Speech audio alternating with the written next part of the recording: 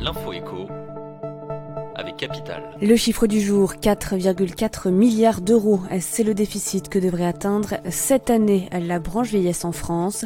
Le budget de la sécurité sociale doit être présenté aujourd'hui et le moins qu'on le puisse dire, c'est que les chiffres attendus sont loin d'être réjouissants. Le déficit du régime général et du fonds de solidarité et vieillesse qui finance notamment les droits à la retraite des chômeurs devrait atteindre 5,4 milliards d'euros cette année. Une dégradation financière importante alors que l'État tablait sur un équilibre de ses comptes un an plus tôt.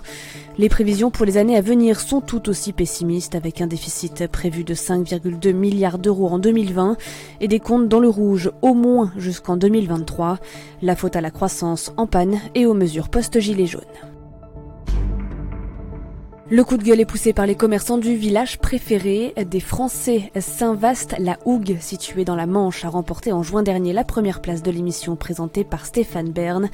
Mais malgré ce joli coup de projecteur médiatique, le petit port se trouve dans une situation problématique. Il manque de main-d'œuvre. Face à cette situation, certains commerçants ont dû réduire leurs horaires d'ouverture, d'autres envisagent de fermer 1 ou 2 jours par semaine. Il manque des cuisiniers, des serveurs ou encore des vendeurs. La faute à des prix de l'immobilier trop hauts et aux récentes campagnes de recrutement des grosses entreprises de la Manche. On vous explique tout sur capital.fr.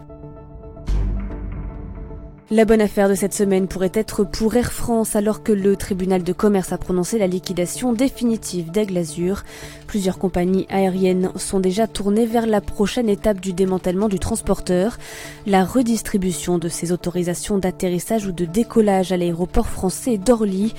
Des créneaux horaires très disputés. Les 9800 slots d'Aigle Azur à Orly doivent donc être redistribués aux compagnies qui opèrent déjà sur l'aéroport. Et c'est Air France qui pourrait en récupérer le plus grand nombre. Toutes les explications sur notre site. Enfin, les patrons de Skyline Airways convoqués chez Cyril Hanouna ce soir. Le célèbre animateur de télévision aurait en effet été piégé par cette compagnie aérienne fantôme. Le présentateur de la Grande Darka avait fait la promotion de l'organisme dans son émission du 21 septembre dernier et avait offert des billets au public.